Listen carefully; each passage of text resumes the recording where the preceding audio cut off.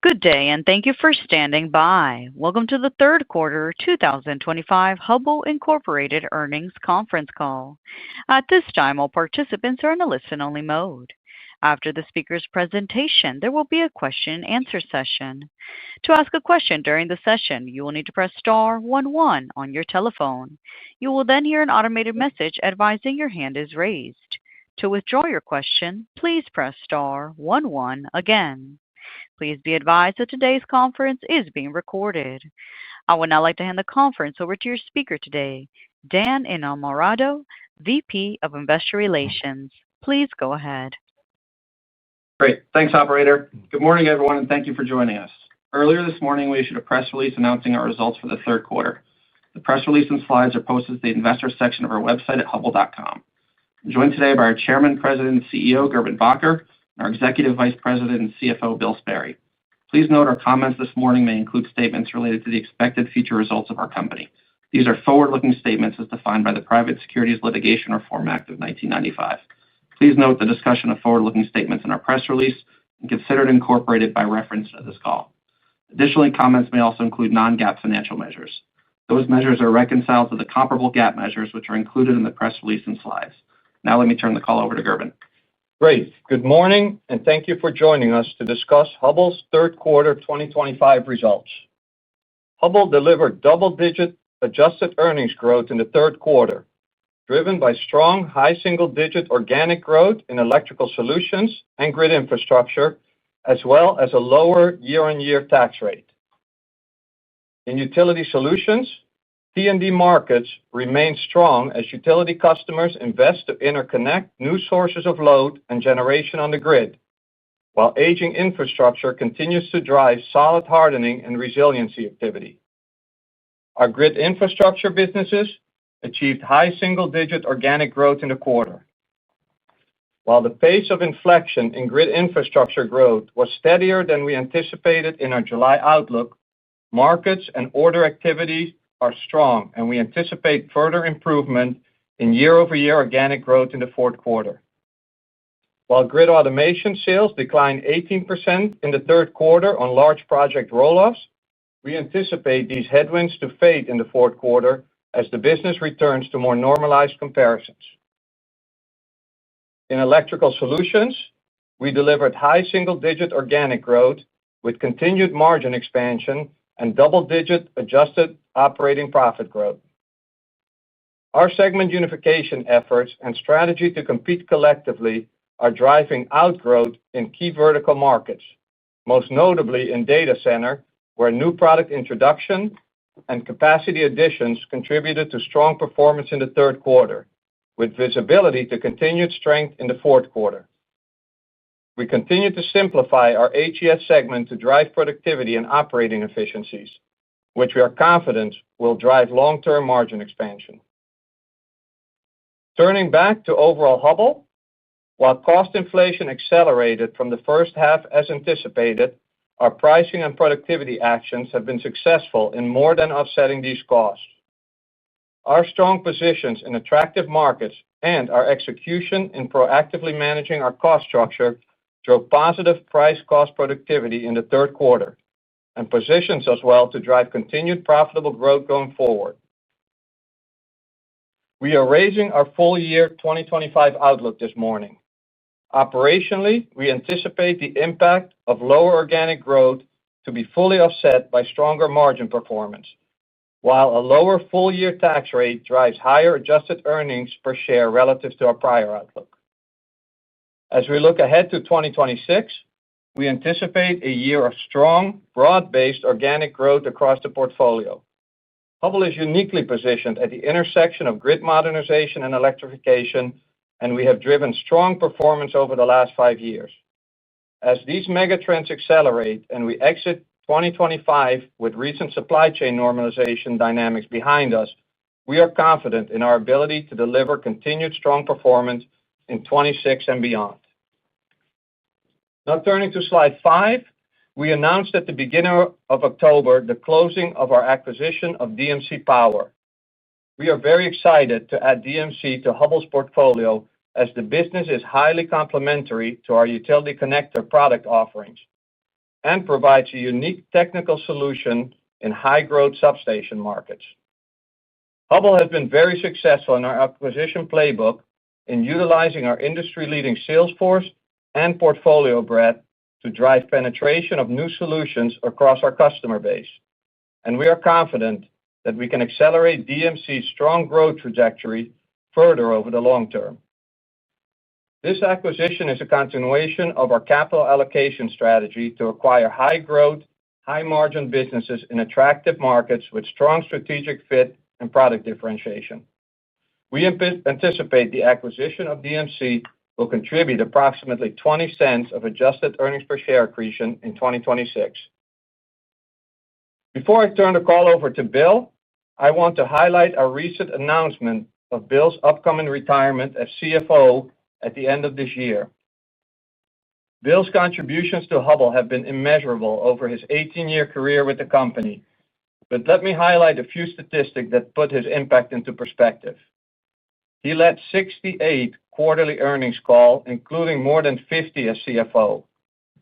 He led the acquisition of 50 companies, averaging a double-digit ROIC for our shareholders. And most prominently, under Bill's tenure, Hubbell has more than doubled sales, improved OP margins from low teens to over 20%, and increased our market cap from less than $3 billion to $23 billion. In short, Bill's strategic and financial leadership have helped shape Hubbell in the company it is today.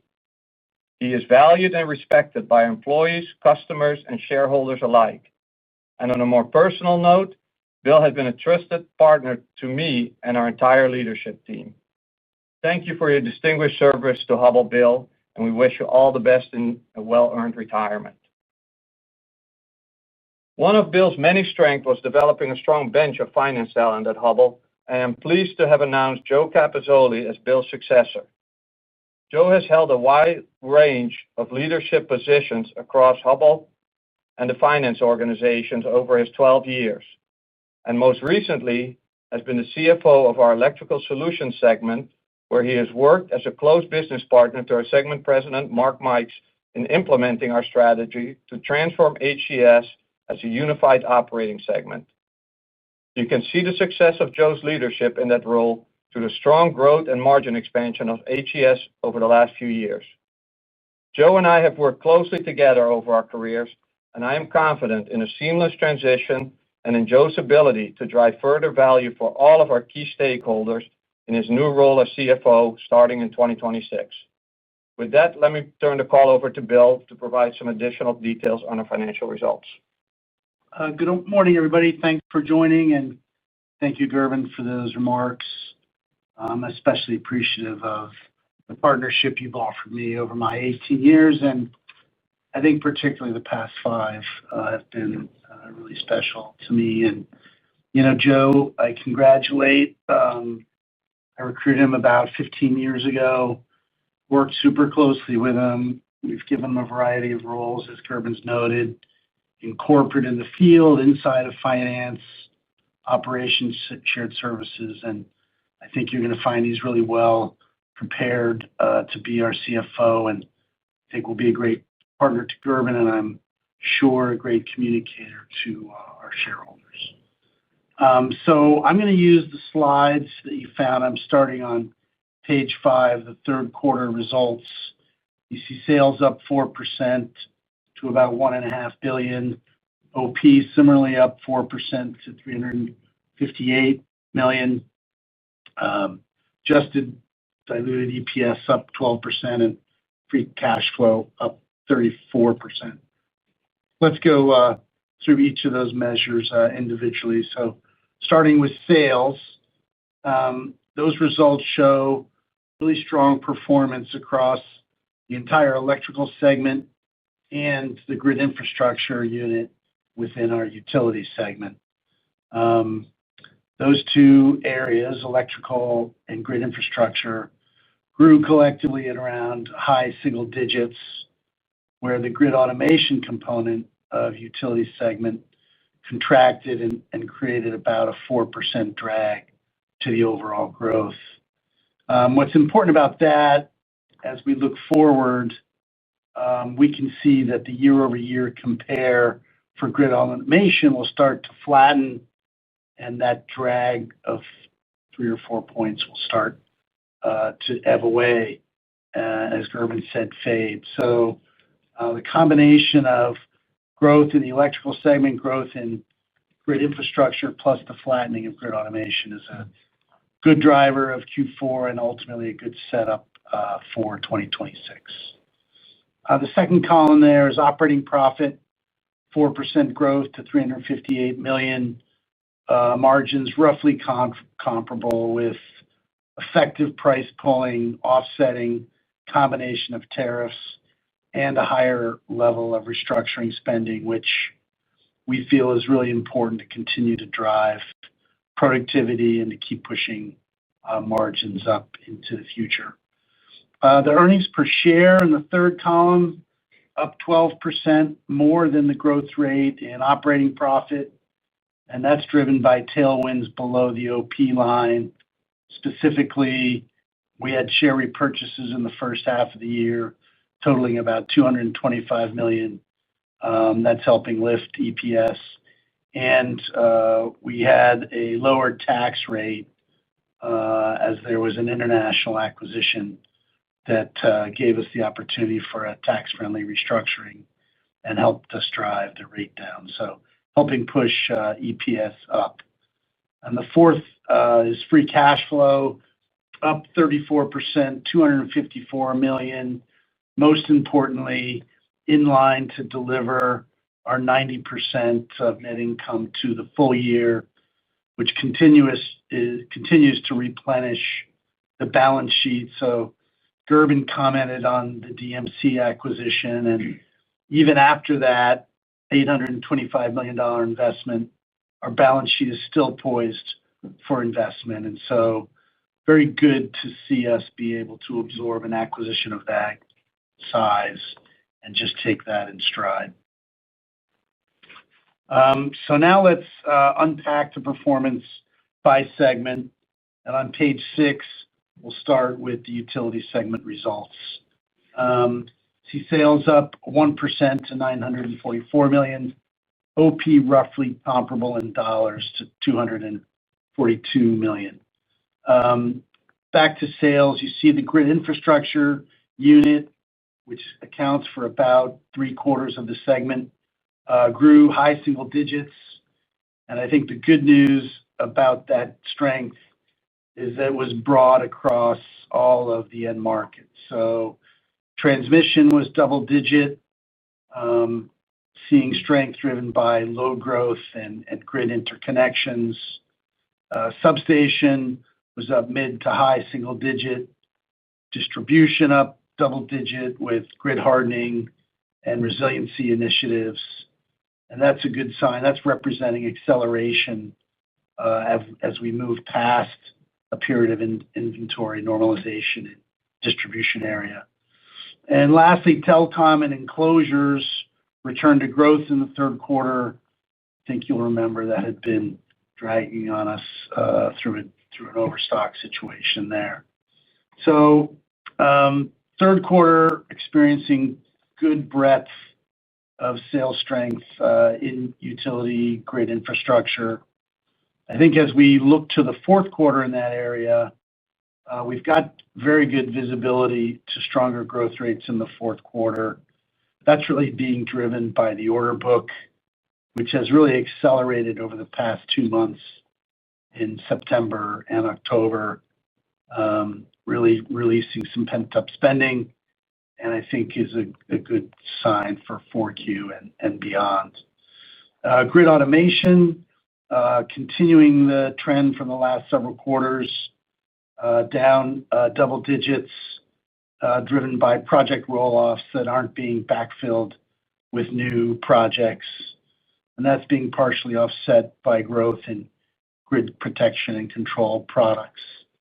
I think what's important here about the grid automation is we're really coming up to the point where we've had 4 quarters in a row now sequentially bouncing around between about $230 to $240 million of quarterly sales.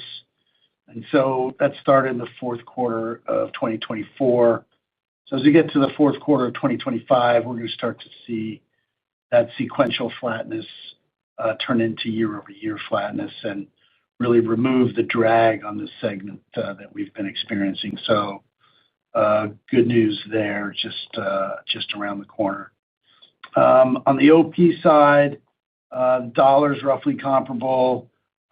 Pricing and cost management created a nice tailwind, but offset largely with higher levels of restructuring spend and decrementals from the grid automation side. Page 7, let's switch to the electrical segment. And you'll see electrical segment continuing a string of strong performance here over the last several quarters. So you see double-digit sales growth of 10% and 17% OP growth with about 140 basis points of margin expansion. Returning to those sales, you'll see 8% organic. Fundamentally, across the end markets, that lift is coming from two of those markets. One is data centers, where we're selling connectors and grounding balance of system products, as well as modular power distribution skid solutions. Very strong growth there. Also very strong growth from the light industrial segment, where you see connectors being sold into industrial applications, providing the lift there. That's where our Burndy brand is. Continuing through the markets, heavy industrial, a little bit mixed in the quarter, and non-res remaining soft as it has been for the past few quarters. So basically, by market there, you see about 8% growth. But beyond market growth, we feel good that we're pushing for both organic and inorganic growth here. So we've effectively realigned the sales force. We have a more geographic bent now, which creates some efficiency, and we're complementing that with some vertical market specialists, which creates some effectiveness. And we're very happy about how that's working for us. New product development, which Gerben had mentioned, we continue to expand the franchise organically through those measures. And on the inorganic side, we've been successfully operating an acquisition since the first quarter of 2025. Inventive provides solutions that power, protect, and connect wireless networks. So electrical really doing both organic and inorganic measures here. On the OP side, the 140 basis point of margin expansion coming through volume growth, price cost management, and productivity initiatives to drive efficiency, as Gerben described. Both Joe and Mark Mikes and their team putting in initiatives to compete collectively as a segment. So really nice job turned in by Electrical Solutions segment on a continuing multi-year story there, grinding margins up. Let's pivot from describing the third quarter to looking forward on page 8. And you'll see that we've adjusted our EPS guidance upward for the year, as well as narrowing the range. So we had a 50-cent range from $17.65 to $18.15. We now have a 20-cent range from $18.10 to $18.30. That's a midpoint movement from $17.90 to $18.20, or a 30-cent increase. And we're essentially passing through a lower expected tax rate for 2025. And that really implies that operationally, for us, the third quarter was in line with what we needed to hit the full-year target. We're getting there with a little more weight to electrical versus utility, and we're getting there with a little bit more weight to margin and sales versus what we had originally expected. But this outlook now can be summarized in that 3 to 4% organic growth, OP margins expanding in the 50 to 100 basis point range, good pricing, good productivity initiatives. The DMC acquisition, which Gerben highlighted, we're anticipating being neutral to earnings in Q4 as we set it up to contribute $0.20 next year. And we've got the free cash flow driving towards 90% of adjusted income conversion. It may be instructive to comment on Q4 and talk about the Q4 that's needed to deliver this full year guide. It's a little bit stronger than normal seasonality, and I just want to take a second to describe why we're confident and have the visibility in that. So the fourth quarter would imply 8 to 10% organic growth with contributions from both segments. And if you think about the step up in growth, if we walk sequentially, you can see we talked about the absence of the grid automation headwinds. That adds substantially. We've got incremental price in the fourth quarter, and we see strong visibility to data center projects, new capacity inside of our Burndy business from some investments we've made in automation there, and very substantial pickup in September and October in the transmission and distribution orders of the utility segment. So we see that. We've got visibility to that, and we're going to see margin expansion in both segments in the quarter. And so that's leading to our ability to maintain that original guide with the pass-through of the taxes creating the 30-cent increase. So with that, I'll pass it back to Gerben and ask him to pull back the lens from this quarterly focus to a longer-term view of our utility franchise. Okay, great. Before we give our preliminary thoughts on 2026, we thought it would be instructive to set the stage by taking a closer look at the performance of our utility segment over the last 5 years and how that sets us up looking ahead to 2026 and over the next several years. And this is on page 9. While there is a lot of information on the page, let me highlight a few key points. First, while supply chain dynamics have impacted the various pockets of our segment over the last few years, we have executed well through these dynamics, and they will be fully normalized exiting 2025. Second, the strong growth and margin expansion we have delivered has been driven by our large, high-growth and margin businesses. Most notably, T&D infrastructure has grown a double-digit CAGR over the last 5 years, underpinned by our strong portfolio, position, and secular megatrends, and proactive price-cost management. While our meters and AMI performance has been more modest, we are confident that we have repositioned this business with the appropriate cost structure and a more focused strategy to deliver growth at improving margin levels moving forward. Third, our M&A and capital allocation strategy has been effective in driving outgrowth while expanding our leading utility positions, most notably in substation automation with the acquisition of Systems Control, as well as the attractive area of grid protection and controls. And finally, as we look back at the last several years of performance as a whole, HUS has delivered organic growth in line with strong utility CapEx budgets, which are set to accelerate further over the next several years as customers increase their investment budgets to meet the demands of grid hardening, load growth, and data center interconnections. We are confident that our strong position in these attractive markets will enable our utility solutions segment to meet or exceed our long-term targets for mid-single-digit organic growth moving forward. Now, turning to page 10, I'd like to provide some preliminary views on our end market for the next year before providing a more comprehensive full-year outlook in the next few months.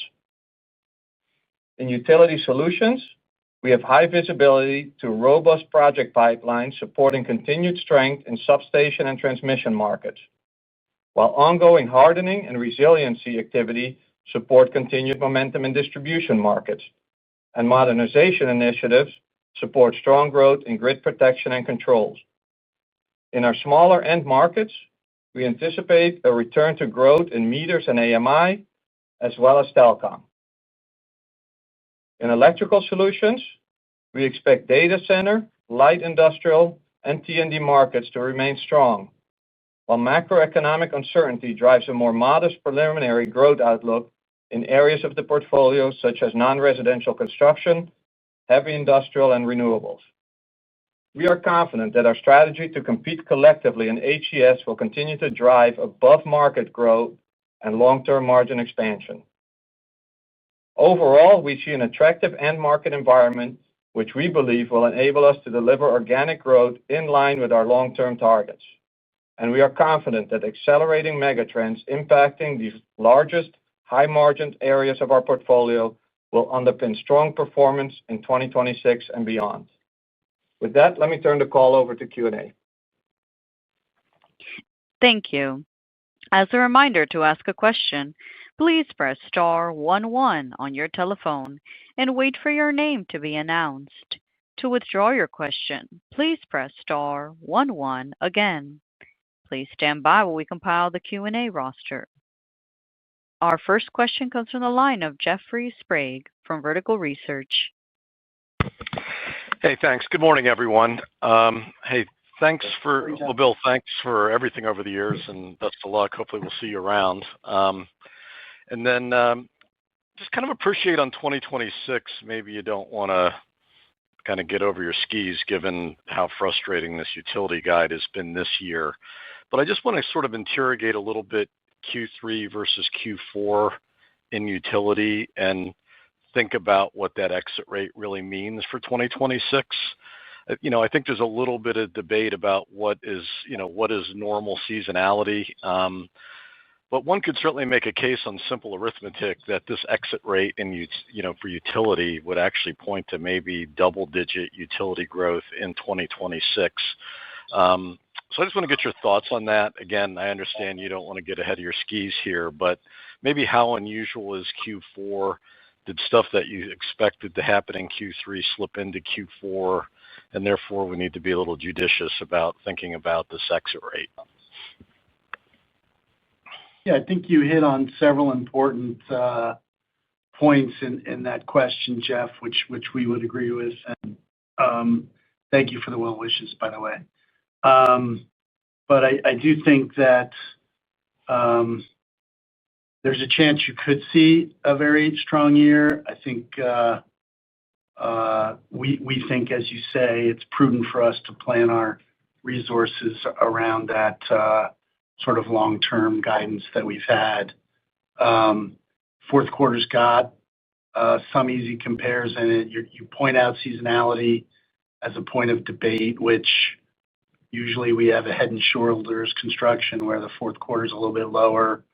And we still probably have that, but your year-over-year with some easy comps help really boost that.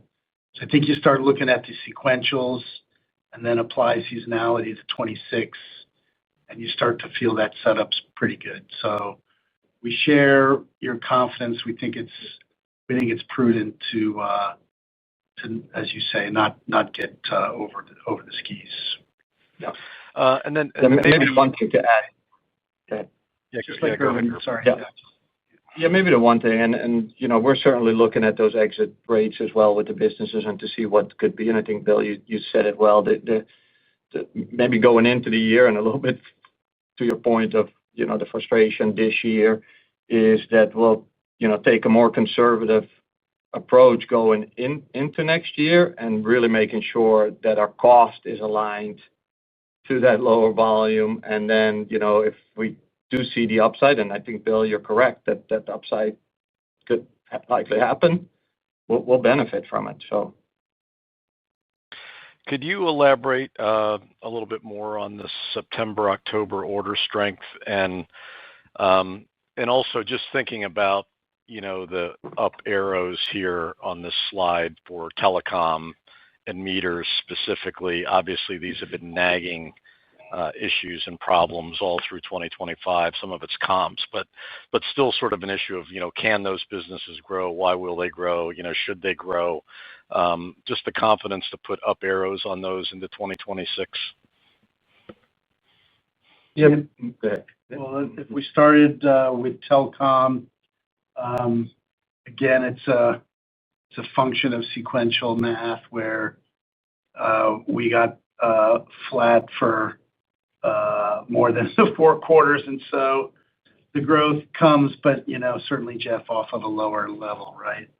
And that's just that's already sort of happened, and we see demand there and orders in line to support that. I think with meters and AMI, it's not dissimilar. We've seen 4-ish quarters of contraction and building a franchise that's maybe led off some of the larger public utility projects and kind of getting down to a size that is based on stronger MRO base, as well as some good repeatable business inside of the muni and co-op segment. So I think that's, and you will note the color there of yellow maybe suggests it's an up arrow, but let's call it modest, Jeff.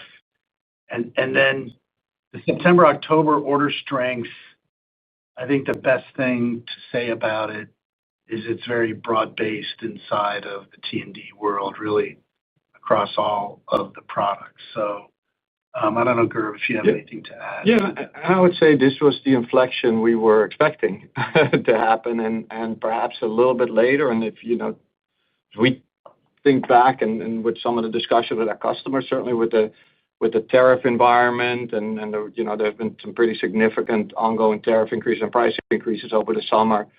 These customers are working within their budgets and assessing what this all means for their budgets. And I think that perhaps influenced it a little bit. But it's very hard to call exactly in timing to a specific month or quarter. But the good news is we're seeing it come up, and I would say this is what we've been waiting and expecting to happen. I'm sorry, just one quick one. Is this tax rate sustainable into 2026? Yeah, it's driven by an international acquisition restructuring. So I'd say it's project-driven, Jeff, and we're anticipating tax rate normalizing next year. All right, thanks. Thank you. One moment for our next question. Our next question comes from the line of Tommy Moll from Stephens. Good morning, and thank you for taking my questions. Good morning, Tommy. I want to make sure I'm hearing you here on the pace of recovery for utility. Is it a fair characterization that in reducing the organic guidance for this year, revenue guidance, it was entirely within the utility segment, but that the shape of the recovery is as expected, the timing has shifted? I would say both your points are accurate, yes. Okay. Thank you. And that would be true as well of the distribution piece of that business? Yeah. I think we saw good inflection in distribution in the third quarter, Tommy, but I think that's a similar comment as well. Yes. Okay. Thank you. The pace has shifted out a little bit. Thank you. And I'll move to a housekeeping type item here on your early commentary for 2026, which is appreciated as always. You indicated the organic growth is in line with long-term targets. We've heard from you before on the sales piece of that 4-6. Have you commented explicitly on what your organic earnings algorithm is? I know you've communicated a double-digit pace, but I think that includes some acquisitions. And so if there's anything you could do to tighten us up, that would help. What we've talked about is 4-6 from the top line. We've talked about incrementals in the 25-ish to 30 range. That gets you alone into high single digits. And then we're talking about buttressing that inorganically, Tommy. So that's kind of mathematically how we build to double digits for kind of mid-cycle sustainable earnings growth.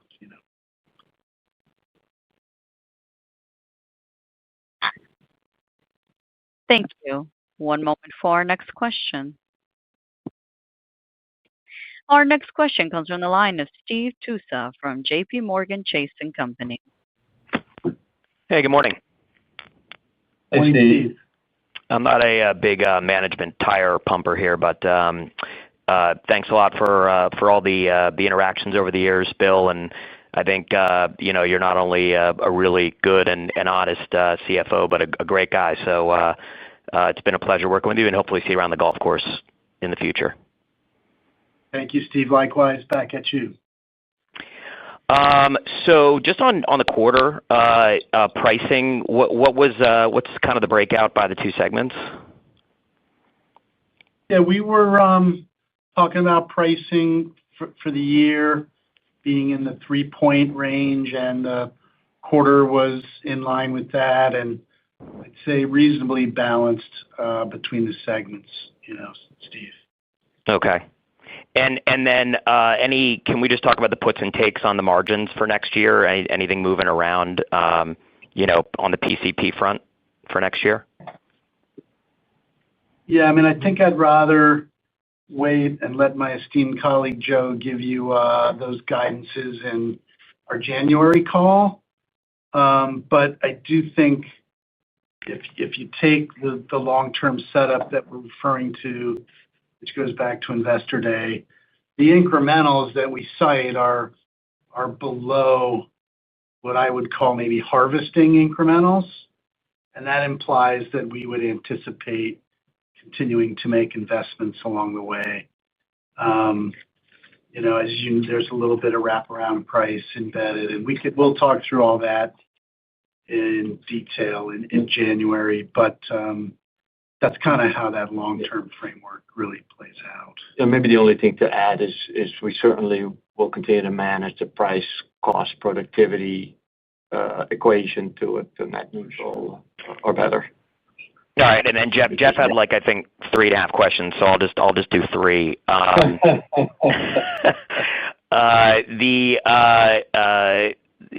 guess just on this, drag from the meters and the other kind of more infrastructure type businesses.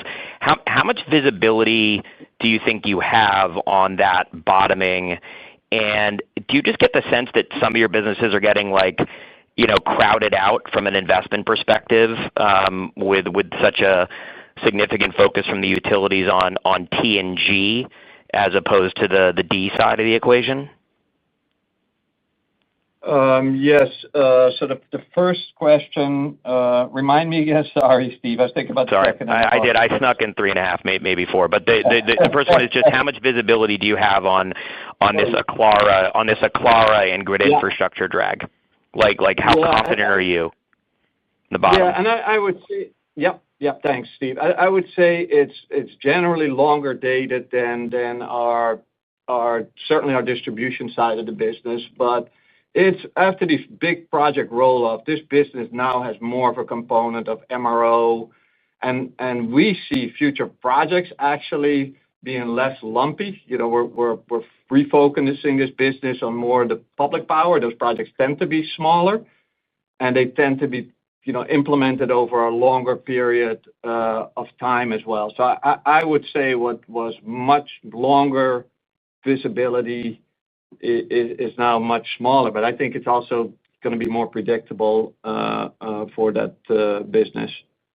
And certainly, distribution is still going to be very good growth. Yeah, the crowding out point, I think, is one we debate a lot, Steve. And I think, Gerben, the way he was asking is a heavy amount of T&S spending for by definition, drive D kind of down a little bit. And, we've seen a very healthy D. And even though there's some logic and there's a fixed number of dollars, it just feels like there's going to be growth across those three markets. And maybe the one thing that if it did drag it out and we saw the upside in substations, which we will, we're a little bit agnostic. We're very strong position in all three of those markets. I'd say equally strong position. So if an additional dollar goes to substation and transmission, that just delays the investments that need to be made in distribution. So we'll probably extend that cycle of investment that will benefit. So, we see our position to benefit equally if some of that happens, and it could. Okay, great. Thanks a lot. Thank you. We ask that you please limit yourselves to one question and one follow-up. Our next question comes from the line of Chris Snyder from Morgan Stanley. Thank you. I just wanted to follow up on I guess the softer back half utility organic growth. I guess is maybe relative to 3 months ago. Is this like a function of Aclara maybe softening a little bit versus that Q2 kind of expectation? Is distribution turning just maybe not as sharp as previously expected? I guess just kind of what specifically is kind of causing the utility back half to come in below? Thank you. Yeah, Chris, it's not Aclara. Aclara's been kind of as expected. There's just a little less from the T&D side. Now we say that, and it's growing 8%, right? It's not like that's a low growth rate, but we were expecting kind of this sharper snapback that the September and October orders are suggesting. And so, I think Gerben described it as a more steady improvement rather than maybe that third quarter snapback. But I think we're going to see a little snap in the fourth quarter here. So it's within T&D, just I'd say 90 days delayed. Chris, is really what I would say. Thank you. I appreciate that. And then, it seems like the full year guide kind of calls for pricing to exit maybe in like the 5% range versus I think you guys said 3% in Q3. So I guess, is that right? And then just any commentary you would have on price realization, any pushback on price in the market, any elasticity you're seeing tied to that? Thank you. Well, let's start with kind of the timing of pricing. And, we've recognized tariff costs increasing throughout the year, and similarly, pricing to match that has increased throughout the year. So I think you're right to say if we end the year in the ballpark of 3%, you do a little bit better in the fourth quarter. And then I think some of that would wrap around. In terms of stickiness, I think the stickiness has been quite good.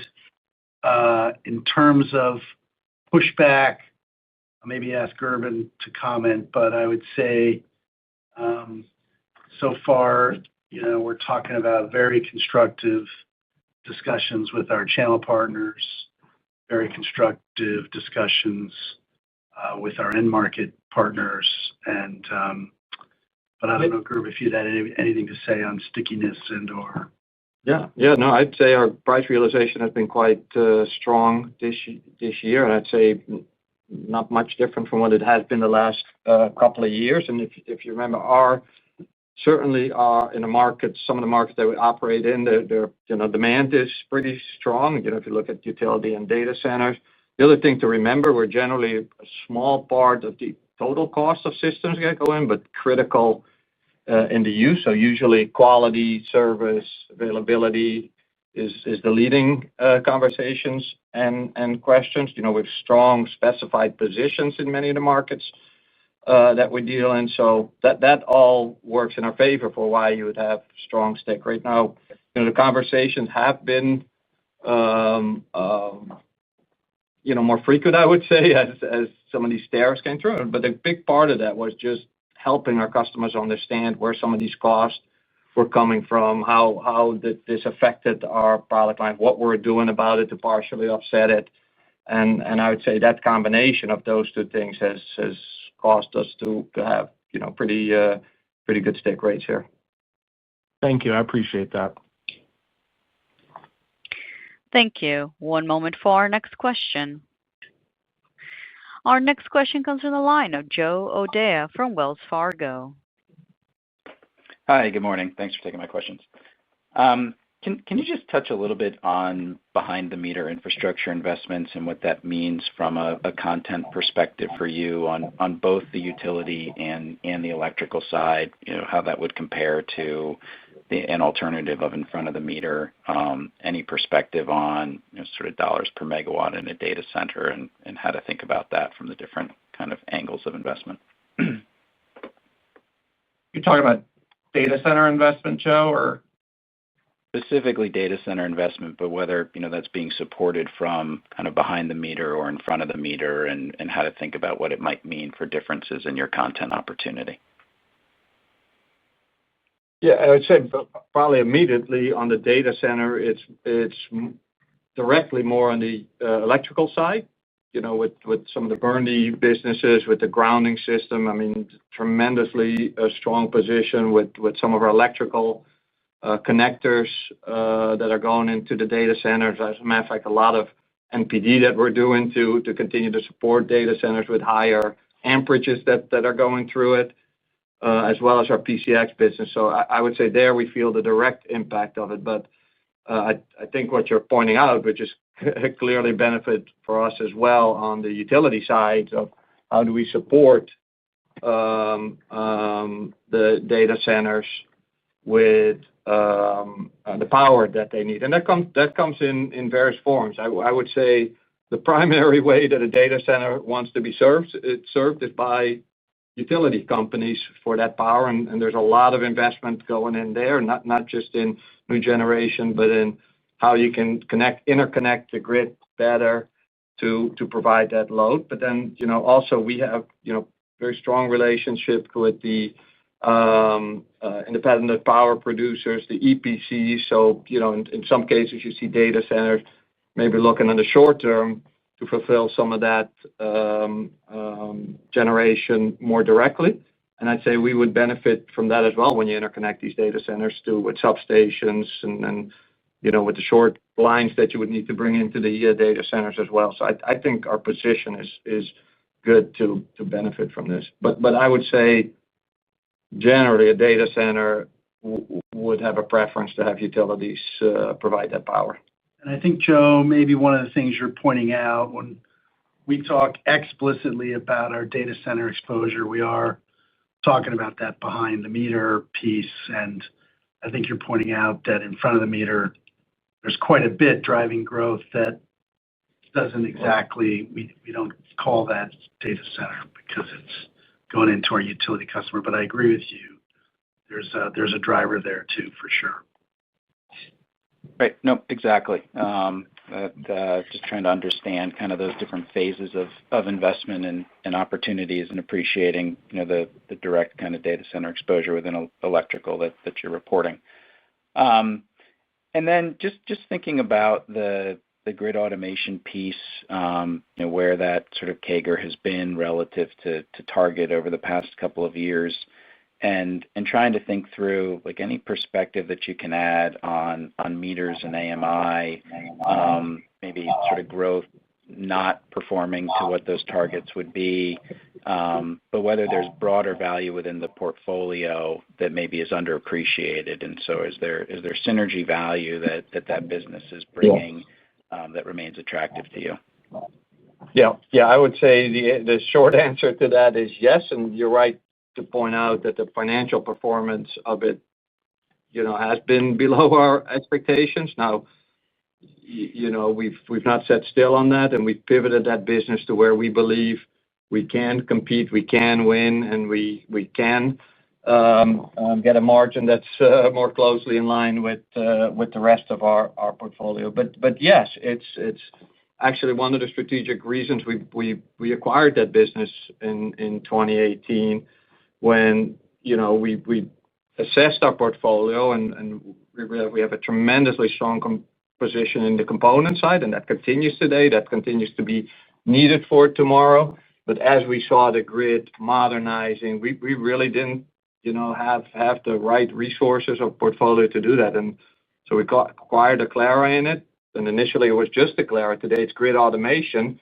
So half of the revenues of this business today is not Aclara for products that we've since acquired, that we have developed, and that are growing at the high end of our portfolio growth. So I would say it's absolutely contributed to the whole of grid automation. But we're also focused, as we are in the rest of our portfolio, that the individual businesses have to perform and contribute to the whole. And that's where our focus right now is with Aclara. Thank you. I appreciate it. Thank you. One moment for our next question. Our next question comes from the line of Julian Mitchell from Barclays. Thanks very much. And I wish you all the best, Bill. Thank you for the help and congratulations to Joe. Maybe just my first question would be around operating margins. Just wanted to try and understand, as we think about next year, understand there'll be more flavor or color in 3 months' time.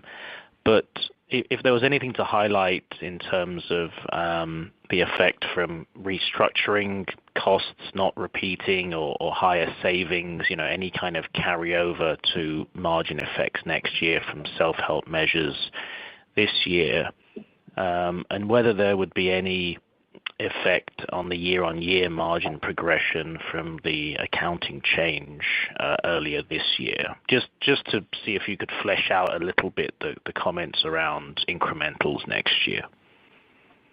Yeah, I think restructuring, Julian, we've tried to put it into this virtuous cycle where we spend roughly the same amount every year. Maybe it bumps around a little bit quarter by quarter, but then you don't notice it annually in terms of the margins. And we continue to believe that restructuring program is important in driving future productivity. We might call that productivity with a capital P, lots of smaller productivity initiatives with a lowercase p, obviously. And so I think that part is something we hope not to whipsaw you with margin-wise, and that we feel, I know a lot of our competitors would exclude that number from their margin and say that it's a discretionary item. And we just feel it's going to be part of our year-in and year-out modus operandi, and therefore we include the cost because we expect you to experience it every year. Plus, it's not just an expense, it's basically an investment to get margins up. So that's why we included, and hoping that you don't see a lot of distortion from that. And the accounting change, I don't think would change the margins percentage next year either. That's great. Thank you. And then just maybe on the top line for a second, a lot of explanation, understandably, around the utility market, but maybe switching to electrical and the commentary around, I think, non-residential and also kind of heavy industry into next year is quite muted per slide 10, I think. Maybe sort of flesh out any movement you've seen there. I know some other companies have sort of talked up U.S. non-residential in the past month or two. Seems like you're a bit more cautious. I think we are probably a little cautious. It's been reasonably mixed and soft for us, but I wouldn't be surprised if you see a decent rebound. Our exposure in that space has gotten smaller as a result of some of our business development work, both in terms of what we've bought and what we've sold. And the heavier industrial, it's always interesting to look at steel prices and the like to see if you start to see some output increase there. But that will certainly true that up, Julian, by the time we get to our January guidance. I think you'll find I don't think we'll be an outlier from the general market expectations there. That's great. Thank you. Thank you. One moment for our next question. Our next question comes from the line of Nigel Coe from Wolfe Research. Oh, thanks for the question. Good morning, everyone. And Bill, you look far too youthful to be retiring, but I know you've had a long career, so congrats and hope you enjoy retirement. You're not commenting on that, so I'll move on. A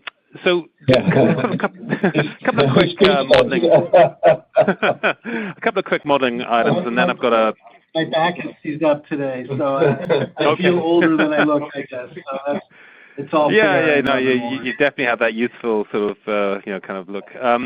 But a couple of quick modeling items, and then I've got a bit more of a strategic one. Just on DMC, we understand, the margins there are really rich and north of 40% EBITDA margins. Is that the case? And then maybe just comment on the 3Q utility performance. Was there any impact from the storm activity? It seemed like there weren't any big storms down in the Gulf Coast area. I know that can swing things a little bit. So just wondering if that was an impact as well. Yeah, maybe I'll start with the second first. So storm impact, there was none. It was quite a calm season, although there's a big one right now that's hitting Jamaica. But yeah, that generally we would say in the overall scope of Hubbell is not a big driver of revenue, but within a quarter, certainly that could have a couple of points if there's storm activity. On the first question on DMC, that's indeed a quite attractive margin business. And if you think about the application of this, it's in substation, very high stakes, I would say, environment of power with a very unique solution of a swage technology to put these crimpers on these connectors onto the conductors, what traditionally would be a specialized welding application in a substation. So you can imagine both the application of something like this and the savings or the efficiency in installation. That's what drives a really nice margin. And when you put that then in our portfolio, and I would say this is about as down the fairway as you can get for fitting in our portfolio, because we do a lot of connectors, and this is yet another solution of that. We generally are able to add and to boost what and privately or a single line player can get with our sales force, with our relationships. So we're really excited when we are able to fold in businesses like this into the portfolio.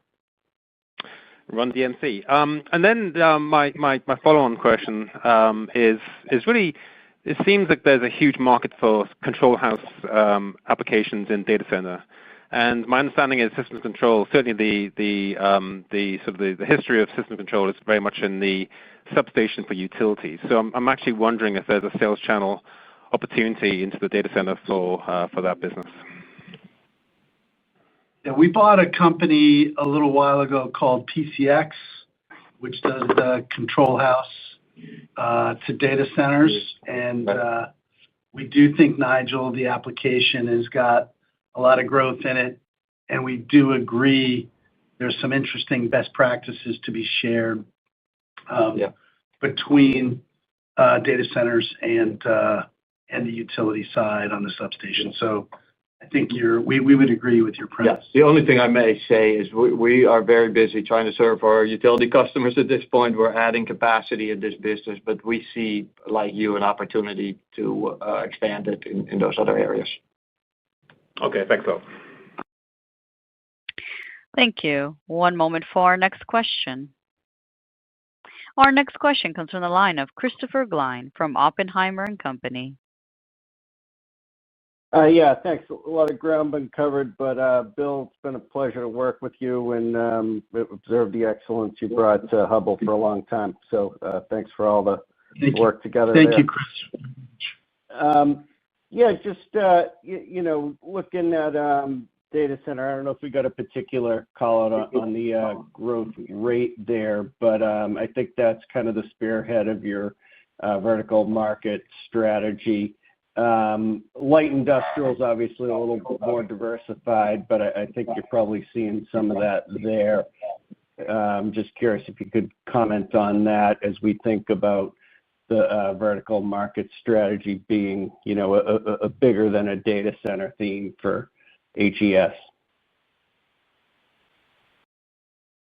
Yeah, I would say you're right. The data center is driving a lot of notable growth inside of the electrical segment, and some of it is a dedicated unit, PCX, and some of it is the connectors and grounding solutions. So I agree.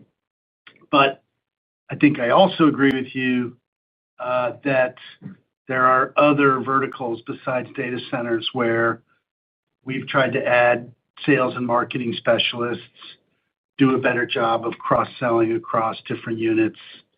And we're finding those efforts to be well worth it. And it's not just the data center vertical, as you say. It just happens to be a very high growth pointed one right now. Okay. And then just wondering if you have the D&A numbers for DMC in particular, maybe the depreciation since the amortization backs out anyway. Yeah, I don't have it off the top of my head, but the math, right? You're talking about sales growth in the 20-ish% range. You're talking about EBITDA, as we said, in the 40-ish% range, and you should assume DA. I may be guessing here, but it's a couple of points of sales, and then we'll be doing some investing in that business, so we'll be ramping those margins up over our ownership time, I would think, Chris. Great. Thanks. That's all I've got. Okay. Thank you. At this time, I would now like to turn the conference back over to Dan Innamorato for closing remarks.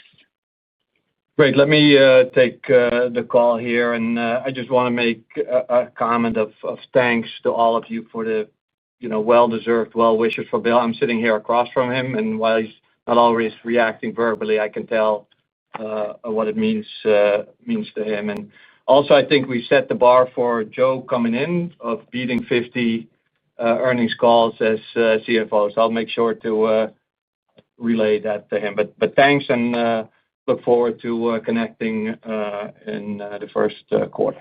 Thank you much. This concludes today's conference call. Thank you for participating. You may now disconnect.